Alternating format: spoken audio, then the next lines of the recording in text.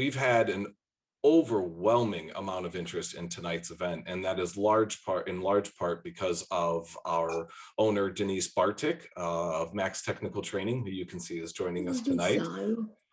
And our wonderful partners, the IIBA Cincinnati chapter, specifically noting Christy Hughes and Kathy. Kathy is with us this evening. Kathy, welcome, and thank you for partnering with Max for this event. Is there anything you'd like to share about the IIBA Cincinnati that's going on right now? Get us all caught up. I also want to call out and thank the IIBA of the Bluegrass chapter, also partnering with us. We do a lot with them. They're a great chapter. And this is our last chapter meeting of the year. Woohoo! It's been we've had some great speakers this year. So I want to thank everybody who has attended, participated, and contributed to a great year of speakers. So that's great. I also want to thank Max Training, because you guys have been great when you're hosting these events, and you've had some great speakers, one of which is tonight's great speaker. So we're really happy about that. Also in January, we will be partnering with Bluegrass again. So they have a great event coming up of bringing data to life. So I just want to put that plug in there. Please go to the Bluegrass chapter website to register for that event. We will be at the end of this event, we will be giving away another gift card. So stay with that. And Dustin, I assume you'll be giving the intros for Tracy, so I'll leave that one to you. I think you have that intro for her. But I do want to check, I saw Jeanette Brown, our president, online. If she said she had some chapter info that she wanted to share, so I do want to check in with her. Jeanette? Thought I saw her there. Hi, Kathy. Thank you. Oh, I got my video on too. Thank you, Kathy. I think you've pretty much echoed what I wanted to say, which is basically thank you to Max for tonight's presentation. And thank you to everyone who has attended our events throughout the year. And a special thank you to Kathy. As usual, she's done an excellent job with all the programming through the year. And Christy Hughes, who has done our Zoom controls as we moved on to our virtual platform. So we are in the process of getting things lined up for next year. So we would really like to hear from members on ideas as to what you would like to see from a programming standpoint. So be sure and share that with us, because it's because of those ideas and that we can kind of formulate some of the things that come together as a chapter. So thank you to all for your attendance this year and for tonight's presentation as well. Yeah, thanks, Tracy. I am going to let Dustin introduce you, but from the chapter, thank you very much for the time you're giving to us. Pleasure. Thank you very much, Kathy. Thank you. With that, I would like to introduce another longtime partner of Max Technical Trading, Tracy Angst, our presenter for It's Not Mean, It's Clear. Tracy is the Secretary of IT Business Analysis and Enterprise Agile Services at the Cincinnati Insurance Companies. She is the sponsor of the Cincinnati Insurance Companies Business Analysis Center of Excellence, and managing a team of 80 business analysts. And maybe at some point in time, I'll get to ask what that's like. Tracy has dedicated most of her 30+ year in insurance career to working with IT on various projects, speaking regularly to executives, business and IT stakeholders, advocating the value of the business analyst role. Tracy has a passion for Agile practices. She currently serves as Agile Transformation Leader at Cincinnati Insurance. In partnership with other leaders, she promotes the Agile mindset and helps implement Agile practices at Cincinnati Insurance Companies. Tracy, I just talked to you yesterday, but good evening and thank you for presenting tonight. I will relinquish the microphone to you because I know you have a ton of great content for us. Great. Thank you so much. Thank you, everybody, for that warm welcome. I totally appreciate that. All right. So let's go ahead and get started here. Maybe a little background about how this started. Hey, Tracy, can I have just one moment? I need to ask, I've got eTune, if you could mute for us real quick, please. I think it's making it a little bit challenging to be able to hear. I don't know if I can reach the individual. I said, you think confusing. Yeah, I was already inside. I was already at my phone. I heard the sound. I'll go and stand it. At this moment, I do not have. I do not have. I'm not currently the host. Tracy is the host, so that she can provide the screen sharing and presentation. So.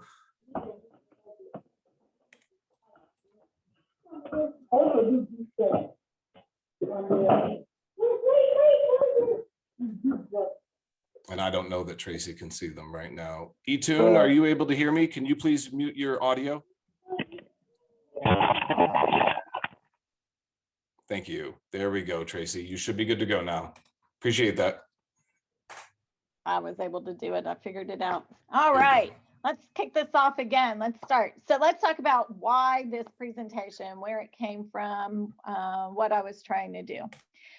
So as a leader of a 80-person business analysis center of excellence, I was always thinking about how do I give better feedback? How do I help people grow? And when I thought I was giving feedback, sometimes I wasn't seeing the results. And so I always was on this mission. How do I do it in a better way that has more meaning and will get the results that we want? And then second of all, I was watching my colleagues around the company, and we were really good at sometimes giving the good feedback. But when it came to giving constructive feedback, we put off those conversations a lot. And I saw that around the company, and I was thinking, what is behind that? Why is it so hard for people to have some of these constructive conversations? And then we started on this Agile journey. And so we all know about Agile is all built on relationships and learning and these meaningful conversations. And again, as we started on our Agile journey, I could really see how people were struggling in retrospectives and just managing those personal relationships. So I went on this mission to try to find out, how do I make the world a better place? How do I start to learn this stuff for myself, put it into practice, and see if I can get better results? And when it started to happen, I thought, geez, let's share. Let's see if we can put tools in some people's toolbox and help their world as well. And so this is just our due diligence of my company's disclaimer. They're not responsible for me and my opinions. So I'll just put that out there.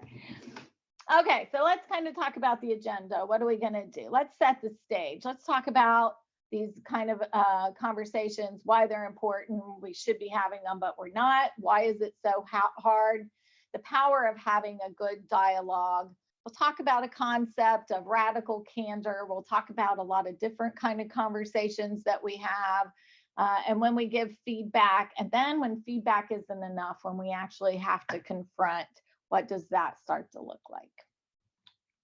Okay, so it's just important to acknowledge most of us, especially when we're thinking about constructive feedback, most of us absolutely dread giving it. We're good at giving the accolades and the praise, but we're not so good at giving those constructive conversation feedbacks. So why is that? Well, how many of you were told as a child, if you can't say something nice, don't say anything at all? I don't know if I was just an unruly child, but I heard that a lot from my mom. So, you know, we're conditioned from growing up that we always want to say nice things and not hurt anybody's feelings.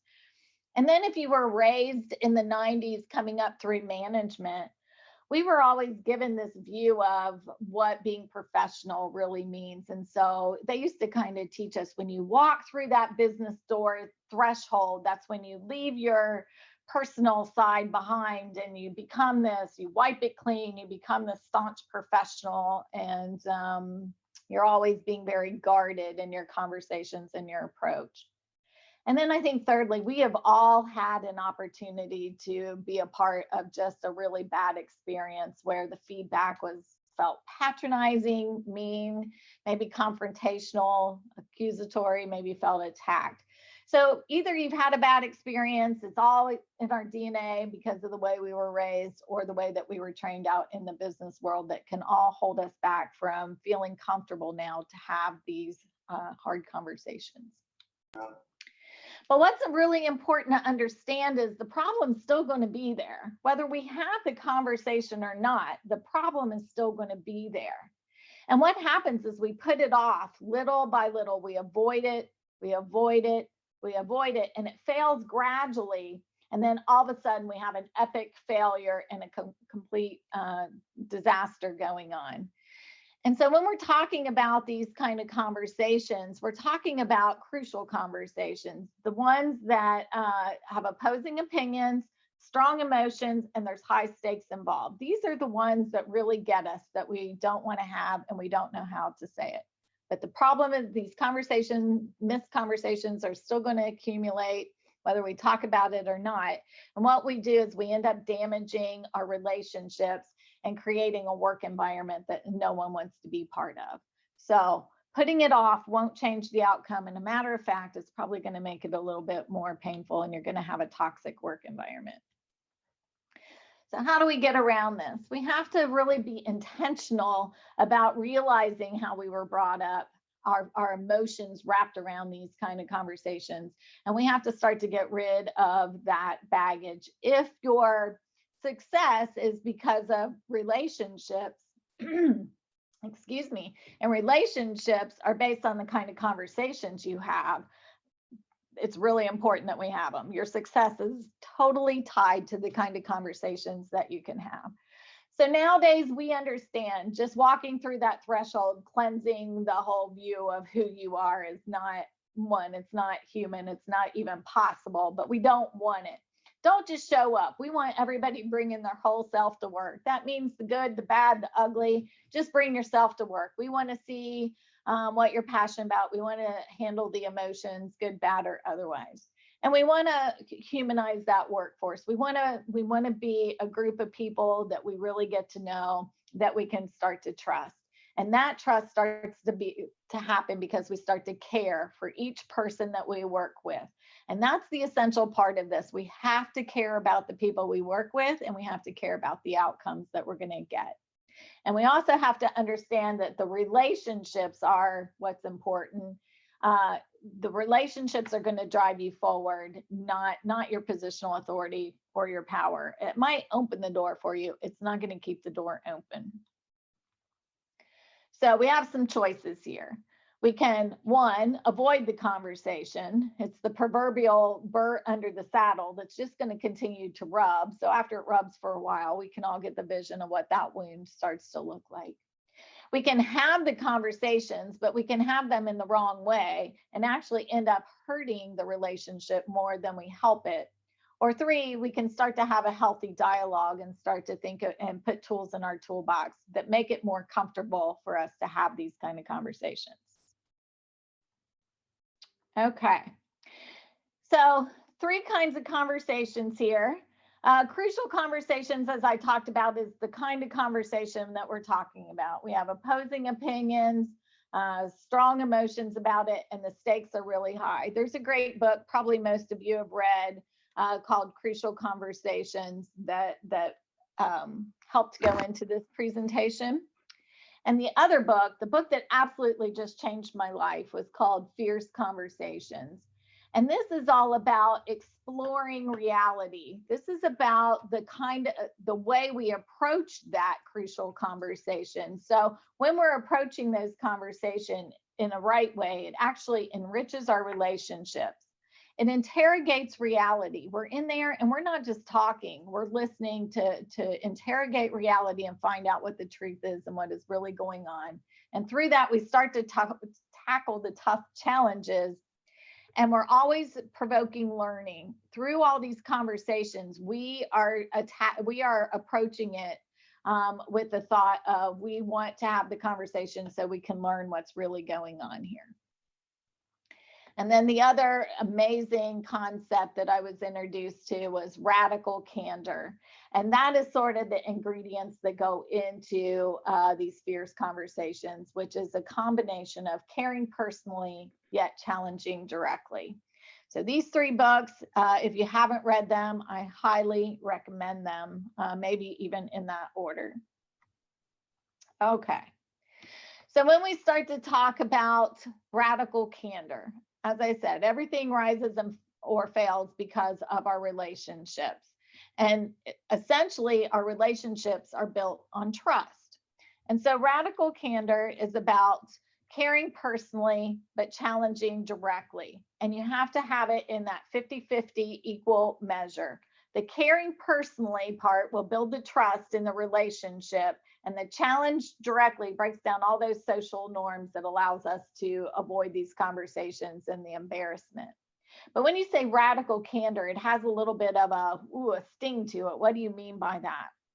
Radical candor is not a license to be harsh. I'm not telling you go out there and just blast somebody between the eyes. And it's also not hierarchical. It's not about top-down conversation. These are the kind of conversations in the relationships that go up, down, and across your organization. It's not an invitation to nitpick. You're going to pick your battles on this. Well, I'm not telling you every time the person, steps out of line, we're going to have one of these radically candid kind of conversations. But it's also important to know that it's not about this endless schmoozing. This caring personally part is not about that. When I first started to read it, I'm kind of an introvert, and I thought, oh my gosh, now what do I have to do? It's not about that endless extroversion that just makes you exhausted. It can be done very quickly. And it's not about all these crazy team building exercises where you're going to fall into each other's arms and they're going to drop you on the floor. It's none of that. It's genuinely caring about humanity. And it's really important to understand that radical candor is going to take real energy. It's going to take real energy from you, and it's going to take real energy from the people that you're chatting with. So do it when it really matters. Okay. Now, it's also important that you have to take context into consideration when you're thinking about a radically candid kind of conversation. You have to meet people where they are, and you have to adjust your approach and your conversation from person to person, and also within different companies and cultures. And so there are some people that you're going to talk to that they want the facts, just the facts. They want you to lay it on the table and just shoot straight right away. Don't waste any time. And then there are those people that really need a different kind of conversation where you have to warm them up. So these conversations have to be adjusted within context of the person and the culture of the company that you have. But what is most important is radical candor works only if the other person understands that you're trying to care personally. So just because maybe you collect saws or something like that, don't buy a chainsaw for somebody who is a ballet dancer, right? And I'm being really kind of crazy out there, but it's about meeting people, treating people the way they want to be treated, not treating people the way you want to be treated. And it has to be really genuine when you do it. So that is very, very important part of this concept. Okay. So when you have true radical candor, you care enough to give the direct, understandable feedback, and it comes off as supportive, as guidance. So you have the right equal portions of care personally and challenge directly. If you get any of that out of sync, you're going to get some bad results. So if you just go in there challenging directly, you're going to come off like a jerk. You're going to be aggressive. The person may feel belittled. You're embarrassing people public. We never want to do that. Or you're giving them the cold shoulder and freezing them out, which is equally bad.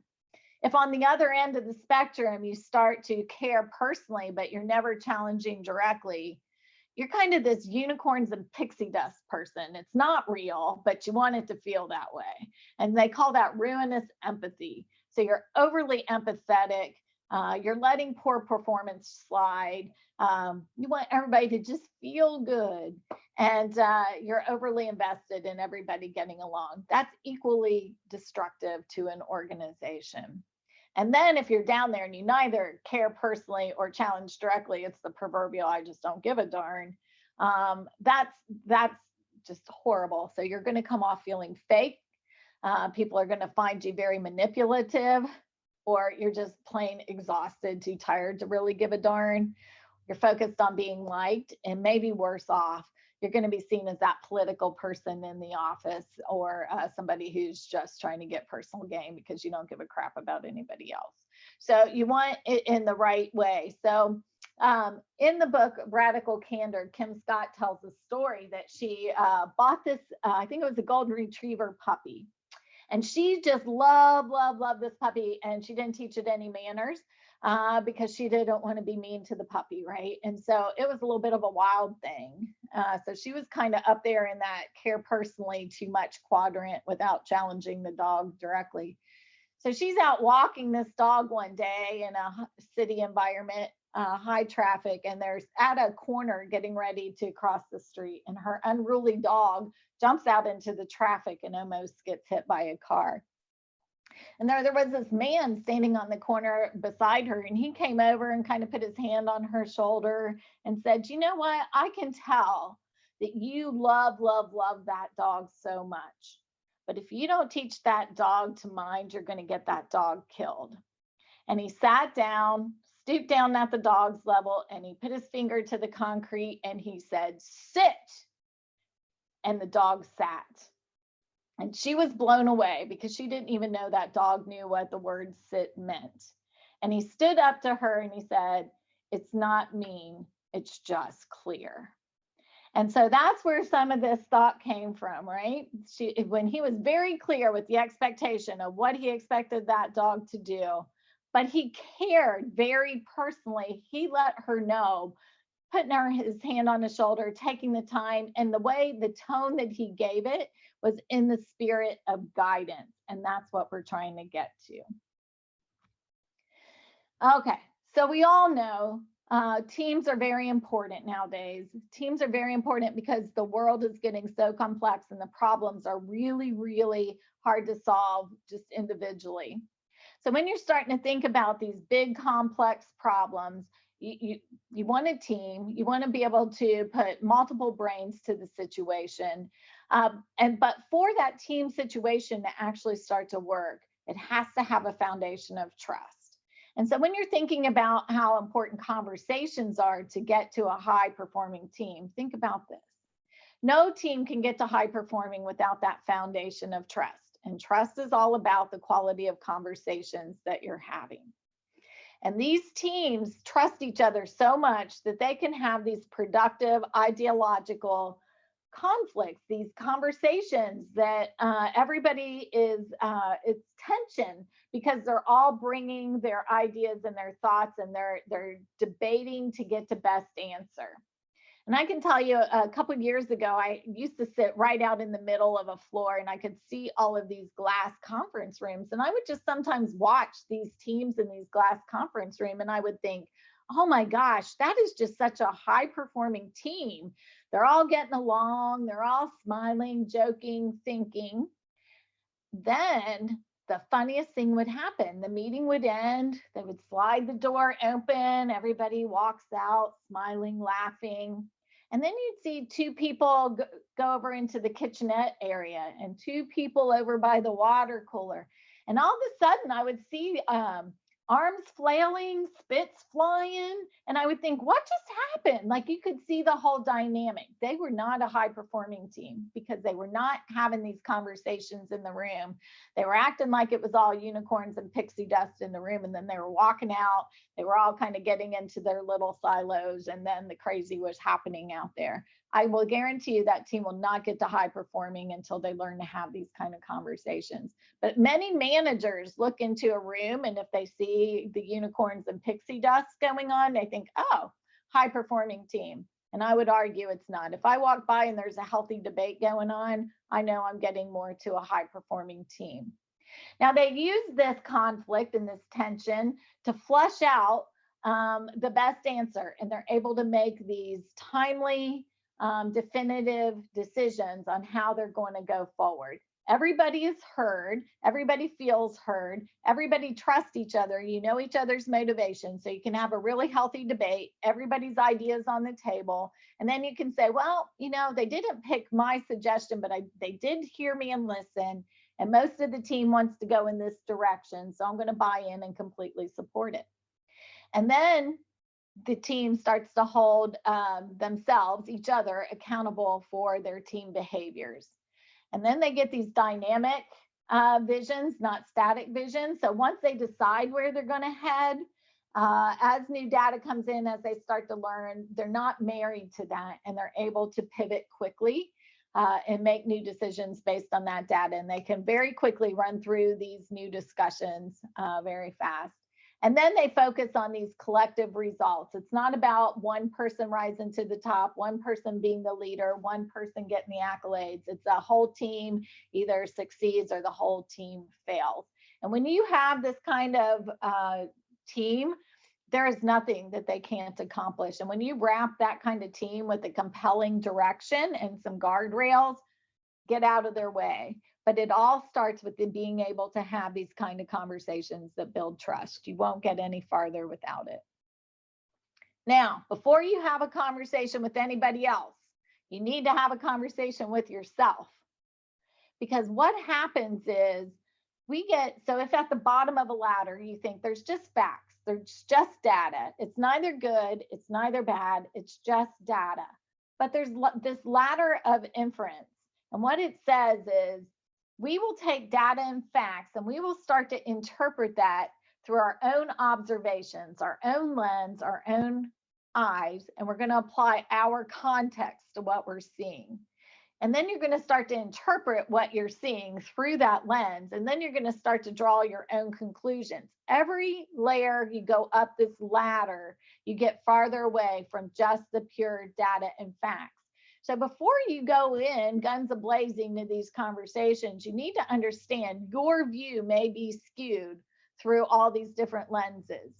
And so what happens is we start to make up stories about people and situations and then believe as if they're true, but they're not. They're skewed because of our own interpretation. And if your context influences your behavior and your behavior produces your results, you want to really stand back and question. So it's not about just about the conversations we're having with other people. It's about the conversations we're having with ourselves and making sure that we're very much aware of this ladder. So how do you get around that? And the way I like to think about it is a beach ball. So you have this problem, this challenge, this opportunity, whatever it is. Picture that being on the circle on the top of that beach ball. And you want to make sure then that you make really good decisions about we want to interrogate reality. We want to make sure that we're just not interpreting this problem through our own lens, so that we want to get all these different perspectives, but you don't want to get perspectives of everybody. So who are the people that are really going to add value to this conversation? You want to make sure you're very careful about who you bring into this conversation, but that you collect all the valuable members who are going to have a perspective that's going to help you get to best answer. Once you've collected those people, picture them standing on each side of the beach ball, and they're all, each stripe, right? They're all looking at the problem from a different side. They're all seeing it from a different angle. And each person now holds a piece of reality of data and facts about what that problem looks like.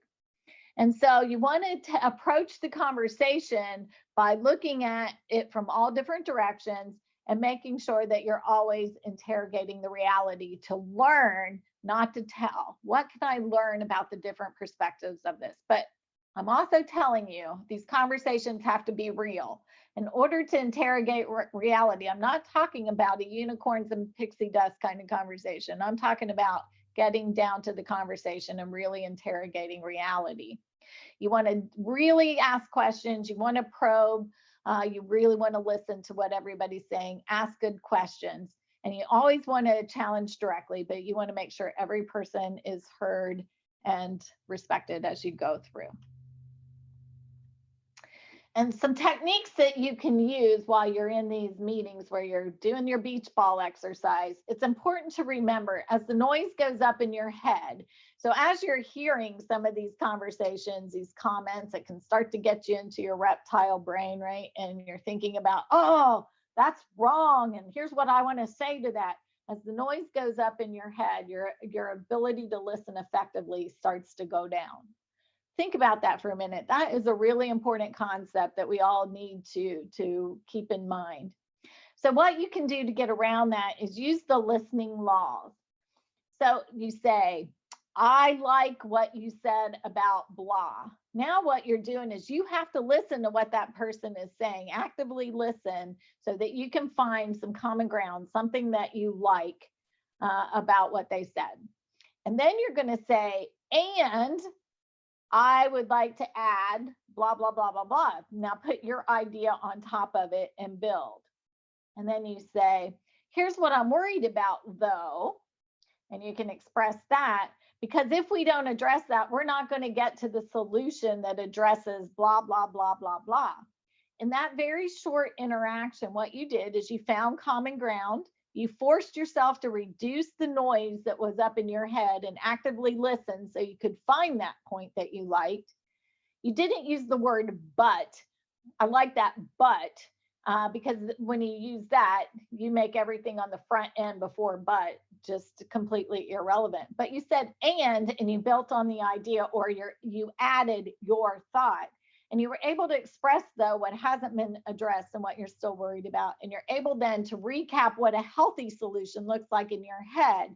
So you can start to ferret out. Maybe the next person says, I'm worried that you've got the solution framed incorrectly. Well, you're going to, if everybody's kind of using this listening laws technique, you'll start to flesh that out as you go.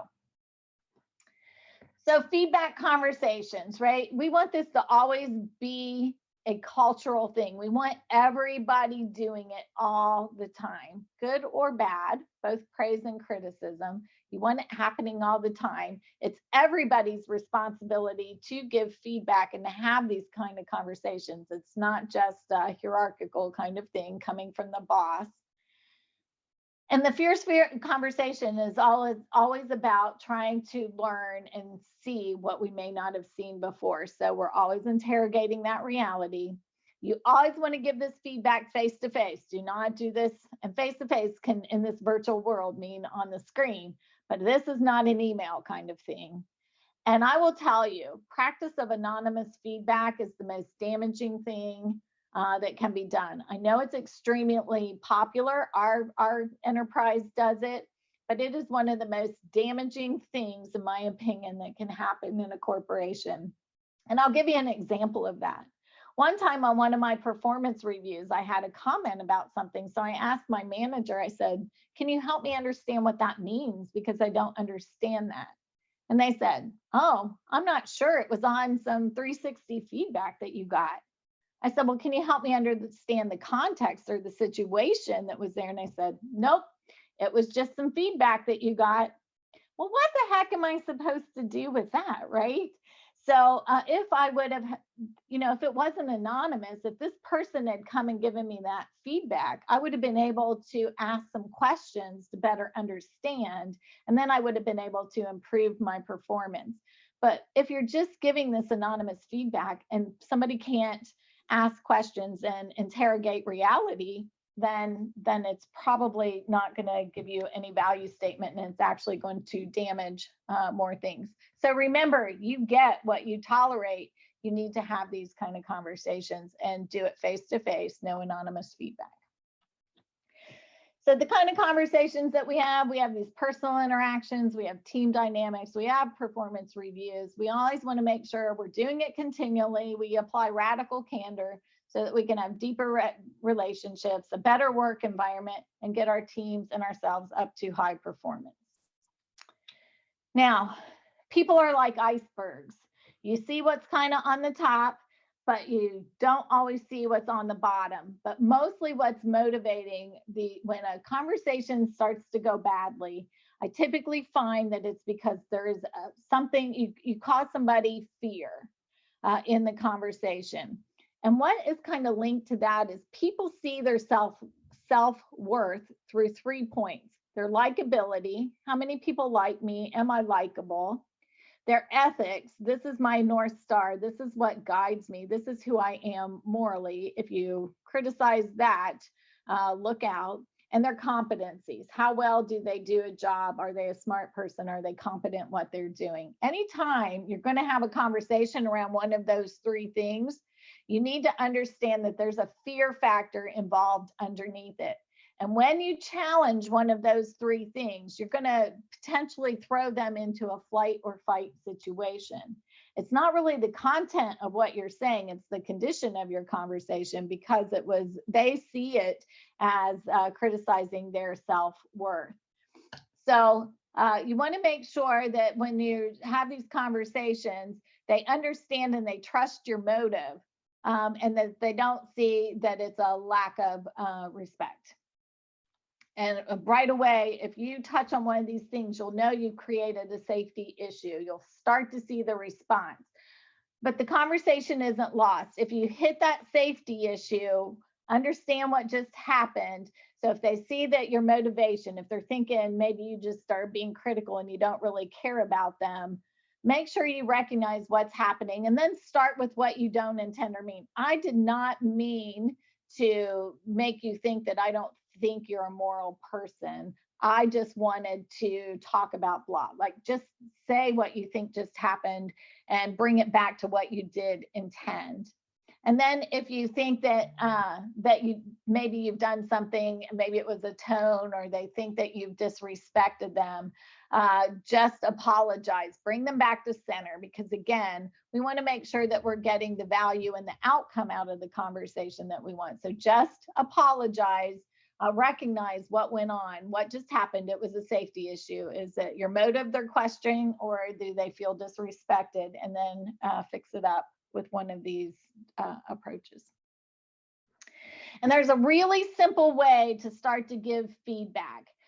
There's a couple of books out there, and there's like 50 different kinds of conversations you can have, and it's so confusing. By the time I started to figure out what conversation I was having, I forgot what I was having a conversation about. So I like this little 4-step approach to the situation. So you start with describing the situation that took place. When did it happen? Where did it happen? And you want to do it just like a movie camera. Don't use any triggering words or anything like that. So it goes something like this: yesterday in the team meeting. So now they've got context for what you're talking about. Now describe what happened, just like a video camera is capturing it. No loaded words, no triggering words. So you appear to be focused on something else. When I asked you a question, you weren't able to answer it. Now you just very clearly stated the problem. You didn't say, you never pay attention to me. You never pay attention in a meeting. You were starting to give the context of exactly what happened. And then what I want you to do is pause. At this point in time, they may give themselves the feedback. You might hear something like, you are right. An email caught my attention. I should have just closed my laptop. I got so distracted.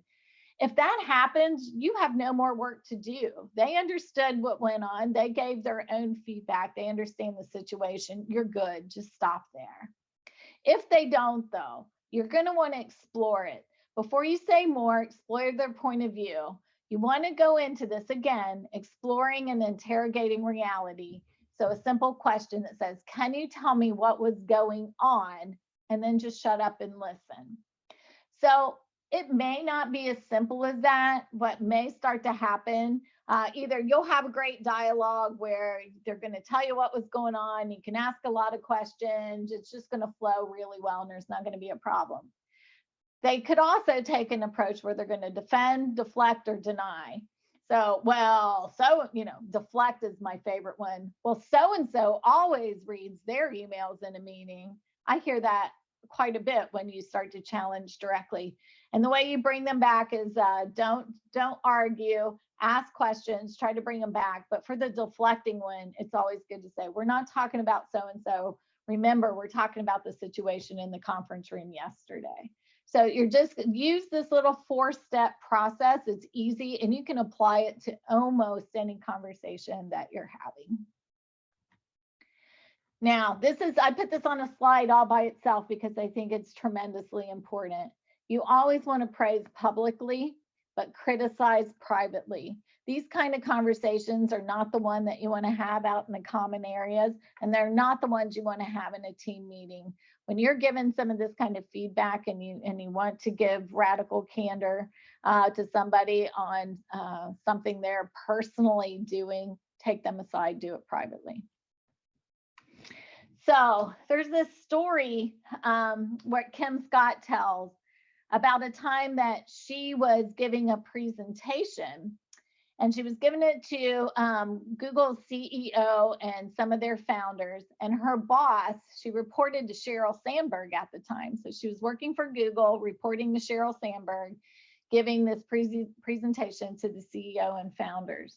And Kim nailed this presentation. And she was expecting, as she wrapped up the presentation and walked by Sheryl, that she was going to get a high five from Sheryl. But Sheryl asked her, said, "Hey, Kim, can you walk back to our office together?" And Kim just got this very sinking feeling in her heart about that, because now she was like, uh-oh, what really happened here? And as they were walking, Sheryl told her, "Kim, you're going to have an amazing career here at Google. Your ability to be intellectually honest about both sides of this argument, and not just your own perspective, is going to brought you a lot of credibility in there, and you're going to have a really bright future." And then she outlined four other kind of points that she had around this story. But Kim was still waiting on the shoe to drop, like, okay, so why am I walking back with her? And finally, Sheryl said, "Do you know you say a lot? Are you aware of that?" She said, "Were you nervous or something?" And Kim was like, "Oh, yeah. I know I have that kind of habit. Whatever." And Sheryl said again, "No, you say a lot." And she said, I know. She said, "Would you like a voice or a speech coach? We will pay for you one." And she said, No. Like, I know I do it, but I still get my point across." And finally, Sheryl stopped her dead cold and said, "Okay, I can tell when you're doing this funny thing with your hands, you were not hearing me. You are not getting my point. When you say a lot, it makes you sound stupid."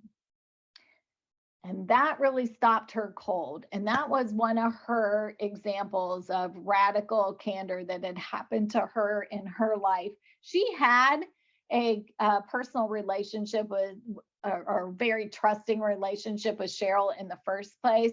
But Sheryl was also very quick to say what she did well. And it was legitimate. It was genuine praise for what she had done in there. But she really had to get her attention, and she had to be very candid to get Kim's attention. And what went on, they ended up, she did get a speech coach, and now she's doing amazing presentations, and you can even see her out there on YouTube. But that's a great story of radical candor. She cared very personally. She offered to help her, but she gave her very direct feedback, and she did it right away, right after the presentation. So Kim didn't lose any credibility by going out there and continuing with the problem. So it's always in the spirit of guidance and helping the person. And if you can see, this was a 2-minute encounter, and Sheryl didn't let the positive results get in the way of pointing out something that really needed to be fixed. The feedback was immediate, so it didn't impact Kim's reputation. She pointed out the positive, and it was sincere. It wasn't this made up stuff. And no sandwiching. What do I mean by that? When I was brought up as a manager, I was at first taught, say something good, then say something, give them the feedback, the bad stuff, and then say something good. Pardon my French, but that is a proverbial shit sandwich.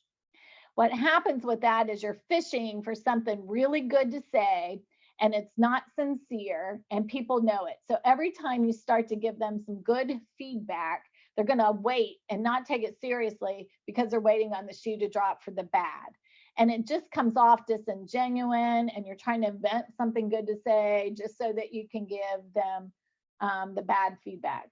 You want to say the good when there's good, And you want to be able to say the constructive when there is constructive. Do not water down. When you do that sandwiching technique, you water both the good and the bad down, and people walk away thinking, what the heck was she trying to tell me? What did she say? Cheryl was very direct, but she didn't personalize it. She said, it makes you sound stupid versus you are stupid. That are stupid is the triggering language I was talking about. And then she was there as a partner, offering the tangible help, getting her a coach, and offering to walk beside her. So when you're given this feedback, it does not have to take a lot of time. This is when we're talking about, you want this to be continuous and in your culture. You can do it in 2 minutes, effective, immediate, and it's not time consuming. You don't have to spend a lot of time doing it. But sometimes feedback isn't enough, so you have to confront. So when you have to confront a topic, which this is the next layer where we're going to have to get stronger about this conversation, right? You want to approach it like you have a flashlight and a magnifying glass, and you're going in to explore this issue together. When you have to have these kind of conversations, that's the spirit you want to approach it. You're interrogating reality. What's really going on here? How can I help understand it? I'm not looking through my own lens. So whenever you have to have these kind of confrontational conversations, you want it to be face-to-face when possible. No furniture between you. Just angle your chairs, have a seat. Never, ever, ever, ever, ever over email. And the approach is, I want to talk with you versus to you. Slight word change, but it has a whole different meaning. And never, ever start with, so, how's it going? How do you think you're doing? If you had to rate your performance, what would it be? Obviously, you have something to tell me. So what do you want to care about how I rate my performance? Really just get in there. Don't sandwich it. Address it directly with radical candor. Never pad the conversation with a bunch of fluffy words that people are not going to understand what you're really saying. Be direct, be caring. You never want to write a script because then when you write a script, so many people who are uncomfortable with this will sit down and write down everything that they want to say. And then when the conversation goes a little sideways or takes a different turn, they're like, oh, now what do I do? So don't write a script, just go with the flow and have the conversation and interrogate reality. And never, ever go in with the guns blazing where you're going to hit somebody between the eyes. We're exploring. And remember that confrontation is still a conversation. We're interrogating reality. Now, the most important part of this confrontation kind of conversation is your opening statement. Now, this one you might want to rehearse out loud. Even if you write it down, it's not going to come out the same. If you say it silent in your head, it's still not going to come out the same. So stand in front of a mirror and kind of practice it, but it's the most important part.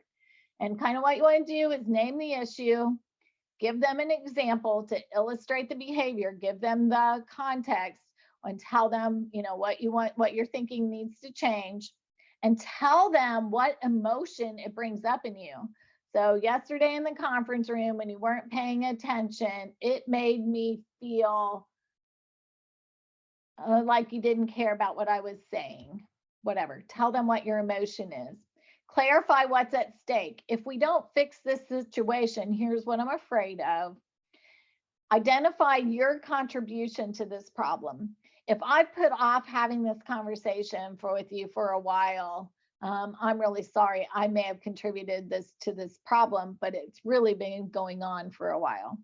And then indicate your wish to resolve the issue. I really want us to resolve this issue so that our team doesn't suffer because we're not using our team time effectively.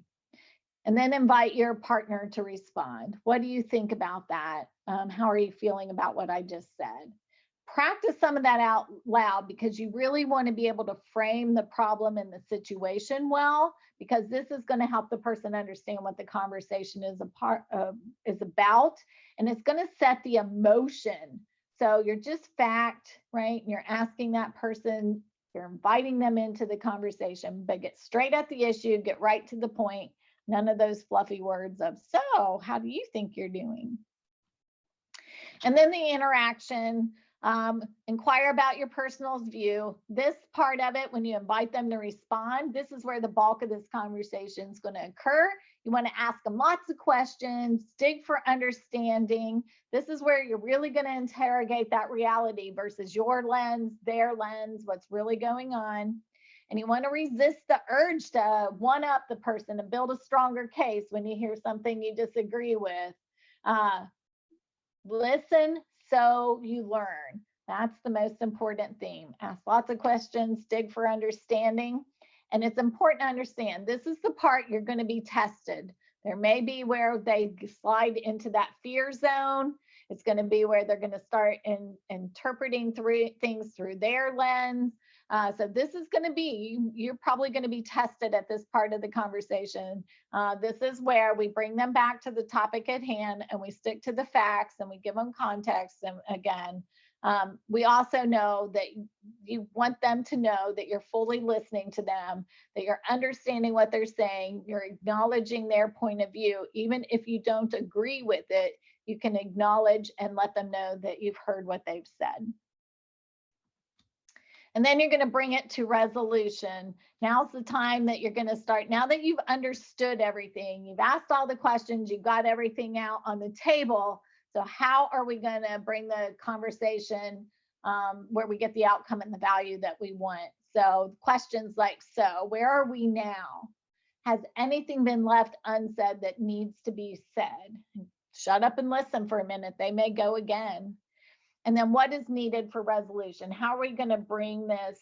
How can we start to move forward given our understanding of this situation? Make an agreement on this. So this is wrapping it all up and you're coming out with a plan how you're going to move forward, not just giving them the feedback, but how are we going to make it different going forward? And then determine the next set is agree before you leave how you're going to hold each other responsible for keeping to these next steps. So when you approach them and say, you know, when we had that conversation, we agreed that the next time I saw it, I would bring it up to you. And so I'd like to have that conversation with you again. So now it's not that you're attacking them again, you're just doing what you agreed to do. All right, so we're here at the end. So these conversations are so important.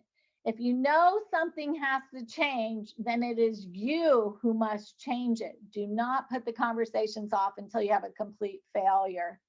And we really affect change by engaging in robust conversations with ourselves, our colleagues, our families, customers, the world, really. So I'll leave you with this question to end. What are the questions that really need to be asked? What are the conversations in your life that are begging to be held? And are you ready to jump in and do it? So let's have a conversation. What questions do you have? What do you agree with some of this? Do you disagree? I'd love to hear from everybody in the meeting. What are you thinking about? Can I selfishly jump in first, Tracy? Absolutely. So when I think about people in their roles and all of their responsibilities, how much of this is, even with the personal conversations that you mentioned, are we taking enough time to learn where people come from? No, that's the whole failure point of where most of our conversations go. We are having the conversations to tell, and we're telling those conversations through our lens, through our ladder of inference, the conversations that we tell ourselves, right, and interpret. And we're not taking the time to, one, have the conversations because they're uncomfortable. And when we do have them, we're not taking the time to listen and interrogate reality. We're just there to tell you all the ways that you just screwed up the whole team meeting or whatever. It feels very accusatory. Is there a percentage you could give me where you would put certain responsibilities, like say, because I saw someone mention team building and activities. Well, there's business culture and then there's your own individual personal responsibility. What would you say that percentage is? I'm not sure I understood. The company encouraging team building or installing team building activities versus you as an individual and your responsibility to not just have the business be the driver. How do you see that? Yeah, I think companies, they're all over the place. Some encourage all these team building activities, but I question whether we're really getting the value out of them, because team building activities help build the trust, but team building activities, but where teams still can't have these conversations, you're not getting the outcome from the team building that you want. So team building is a combination of learning each other as human beings, having that time to learn each other, but then the next step is taking it to the level where you're having the hardcore, not the unicorns and pixie dust conversations. You're getting right down to the issues and you're trying to solve them. So that's all of our responsibility. If success is about the kind of relationships we have, you're not going to be successful in the business world just by doing the kumbaya team building things. It's about building the relationship and having the healthy conversation. Aaron, did you have a question? You can unmute and share, please. Yes, I sure did. So good evening, Tracy. Hey, Aaron.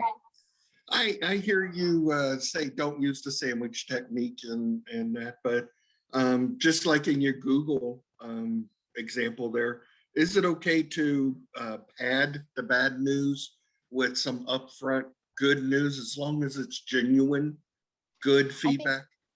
Yeah, that was the example for sure that Cheryl did. So I think it is.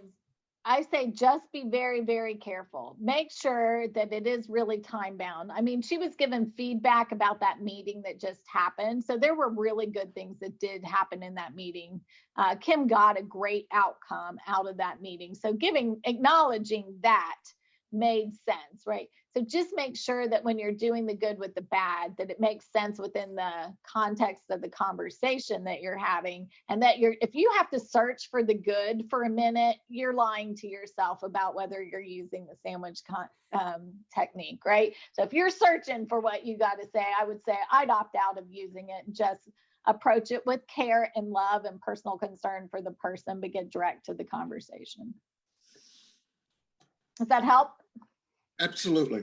And I agree with everything you said tonight, and that great tips, things I haven't thought about giving feedback. Good, good. Any other brave virtual guests want to step forward with your questions, or maybe somebody would like to share something they may do tomorrow differently based on today's presentation? Yeah, go ahead, please jump on in. Yeah, I had my hand up. Hi, Tracy. This is Jenny. Hi, Jenny. It sounded like Cheryl really met her employee, Kim or whoever, where she was, right? She wasn't an accomplished speaker, maybe. That's why she was saying or doing those things, but she gave her that immediate feedback and that helped her to learn, right? Do you think that immediate feedback really helps with learning? And also for the sandwich technique, this is a different part of this. I think about, I don't give the sandwich, to me, the middle part is how to grow. That's how I won my Toastmasters contest. I think about how can I tell this person how I might make it a little bit better. That's my goal. Yeah. So it's that whole approach of what we talked about with the dog conversation. It's in the spirit of guidance. You're wanting to help them be better. And that's where they trust your motivation. They trust that you're coming at them with this because you want to provide guidance in the spirit of making them better. And when you can do it right after, as immediate as you possibly can, which is every professional's challenge, right? Because we're running from meeting to meeting and you don't always have time to just stop right there. But when you can, the context is fresh, it's in their mind. We both know what we're talking about. I don't have to try to pull it back in, and it's just immediate. And then also they're getting that feedback so they won't make that same mistake 10 more times today and actually hurt their reputation or how people see them. So anytime you can make that feedback very immediate in the context, and you always approach it with the spirit of love and guidance, then you're going to build very deep relationships, I believe. There is another question from Lisa as well. Lisa, would you like to unmute and ask Tracy your question? Yeah, thanks. Hi, Tracy. This is Lisa Schwartz. And it's not actually a question, it is a compliment.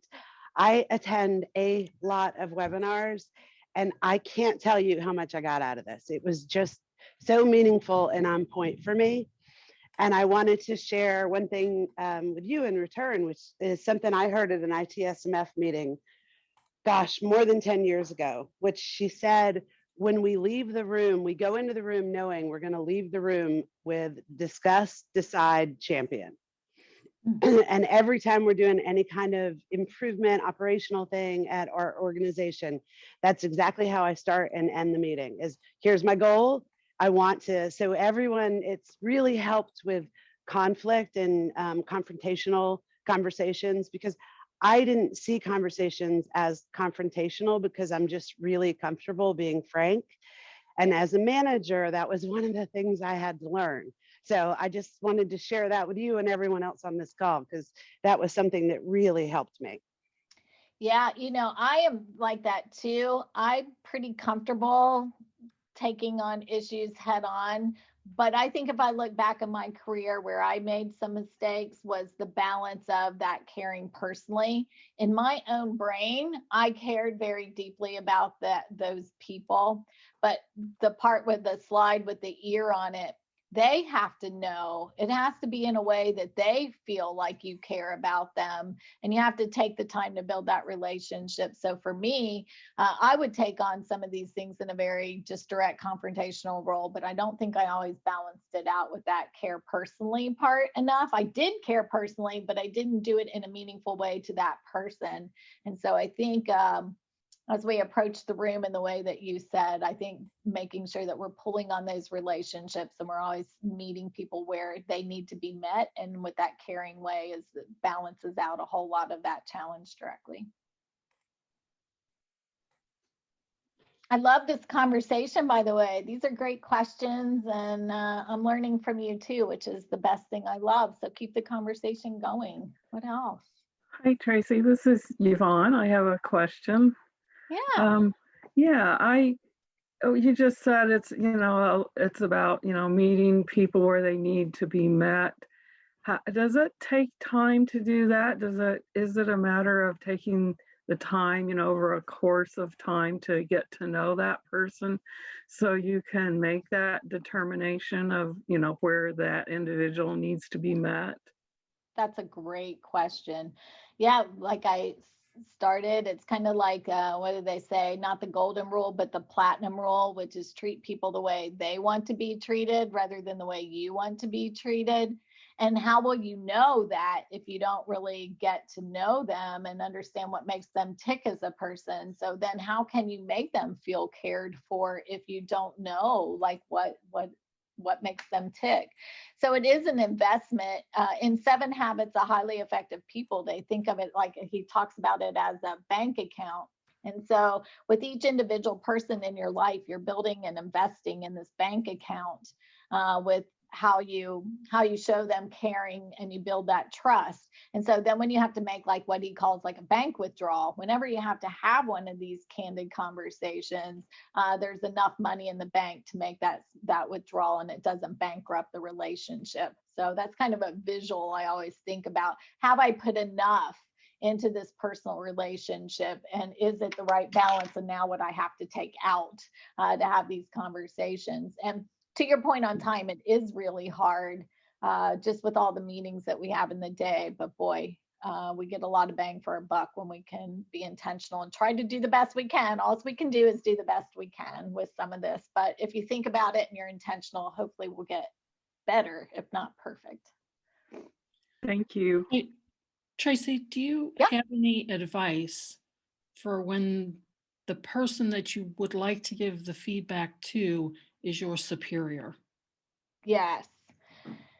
I think it goes both ways. So being a manager, some of the best learning I've done is through feedback from people on my team, because you just don't see what you see. So again, I think relationships go both ways, knowing that you have the best in mind. Like I know some of the people on my team who would go into a dog fight for me. I have the trust that their intention and their motivation is really good. And when they give me that feedback, I'm darn well going to listen to it because it's so meaningful. So I think building that relationship both ways, but yes, these same techniques regardless whether you know it or not, your managers, your leaders are human. So you may not know that, but they are. And so some of the same stuff, they have a fear. So when you give them the feedback, you might throw them into that fear zone. Just bring them back and make sure they know your intention is to make them better. And it's because you care about them and you want their career to be successful. As long as they know that and you give the feedback, hopefully you'll have a good result. You can't always control the way a person reacts, but if you have these tools in your toolbox of how you bring them back to center, how you reduce that fear factor, even if they get a little sideways, hopefully you can bring them back to center. Does that help? Does that address it? Somewhat. I think the most difficult part about it is because it is your boss. Mm-hmm. If they just disagree and shut down the conversation, you really don't have a recourse to bring them back to topic. Yeah. I mean, that's true with anybody. You can't force anybody to do anything that they don't want to do. But hopefully, if you're building this culture over time and you're building a relationship, I'm hoping. I would also say if you can't have this kind of conversation with your boss, I'd question, like, are you in the right place? Because these are the kind of relationships that really make organizations successful and good places to work. So that would be a question I would ask. Yeah, I had the thought of bringing it up with one of his peers so that it was peer to peer as opposed to, me saying something. I would challenge directly. Just do it in the right way, right? This isn't about saying you're a failure. This is an observation I've had and I'm curious about. Again, you're interrogating reality. What you might learn in that conversation is why they did what they did and what motivated them. I had somebody call me this week and they were so angry about something that we had done. And I said, well, can I help you understand why that happened? And so when I explained it, they were like, oh.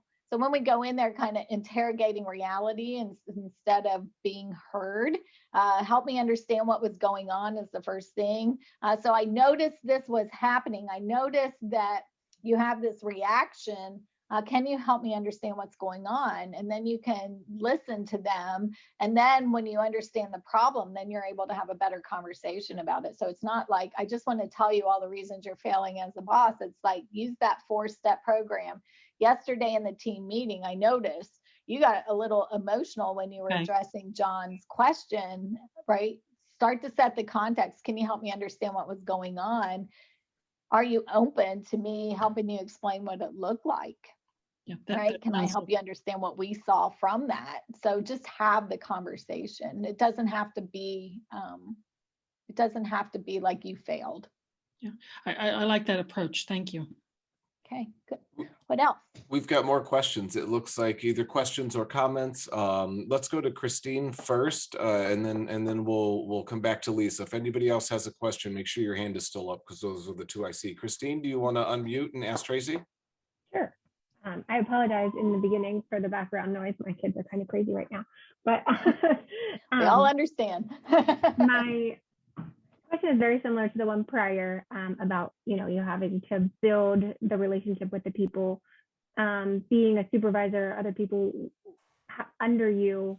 What is your suggestion on giving feedback to someone you don't know? So for example, myself, I'm just now under your team and you needed to give criticism. What's the best way to go about that when you don't know the person? Yeah, I mean, that's a hard one. I think probably what I would do is just make sure my intent was perfectly clear. You may not know me as a leader yet, but I care very deeply about your success. And I care very deeply that you get the outcomes you want as a professional. And I observed something yesterday that I'd like to make you aware of. Because I think it might make you more successful as you go forward if you have awareness. So just kind of state if they don't know you well enough to know that you care so much about your team, I would just outwardly state it to them and make your motivation well known why you're having this conversation with them. It's about your success and I care about you. That makes sense. Thank you. Lisa, did you still have a question? Just want to make sure we covered everybody. I No, can't find thanks, my Dustin. hand. I'm good. Okay, I great, d- perfect. Kathy, did you have a Oh. question? I see, I just going to make a comment, but I see Bill Powers has his hand up. I just can't find my hand here. Well, So why I'll don't let you- him go why- first. Well, Well, ladies I first, just, you go right ahead, and okay. we'll make Bill Well, wait. thank Bill, you. you're okay with that, right? So just quickly, one, thank you, Jenny, for being the first person to jump in and ask a question of Tracy. So you win the gift card. So, yeah. So anybody, and I put the note in the chat, anybody that has attended prior meetings knows there's value in asking questions at our meetings. So that goes there. And just a comment you'd made in the discussion about the team building. I had put the comment in the chat about the team building and trust building. And I didn't mean that, I kind of meant it as less formal. I know companies that do it, but my experience has been if you don't do even the little things that result in trust and team building, and they're little things, they're not formal events that you're trying to force it on, but simple things. I had a team where we had a mixture of Indian developers and cultural people. That's a difficult group to get. We had it where every day they would put an Indian word on the board and we learned a new word. It was a way to learn their culture. We'd have a food day. We bring in traditional American, they bring in traditional Indian food, and that simple things that get people connected and establish a rapport and open conversations, which help add to the trust. But it's something you do every day on a small scale without an agenda. So that's what I was thinking. It's like, it's just a routine things, but that's all And I you're wanted to learning say. those people by the word that they put on the board. The word that somebody selects gives you a little bit of line of sight into what they care about. And so if you're really being intentional about this, you're learning things all the time. And, Mhm. If you follow up with that and, show them something. Oh, I was reading this article and I found, what you were talking about on the board the other day, and you're showing them that you actually heard what they said and you cared, and you bring an article in. It doesn't have to be hard. It just Right. is being intentional. But it helps I love what you establish, said.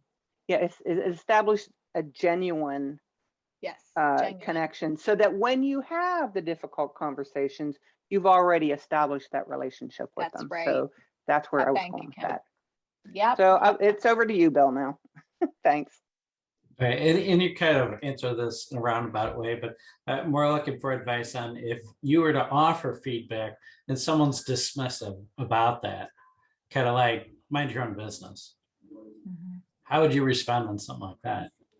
Yeah, I mean, you might use sort of Cheryl's approach to it, right? I feel like you're blowing me off. I feel like you're not really hearing me. So I'm going to get extremely direct because I care about you and I want to make sure we're understanding each other, right? So I love that because Kim was that way in that meeting. She kept saying, "Oh yeah, I know I do it. Yeah. You're not really hearing me. It makes you sound stupid, right?" You're right. But I love that. again, yeah, have the make sure you have the bank account because it gets dangerous if not. But you've got to make them understand. So if they're blowing you off, you got to use the word, "I feel like you're not hearing me.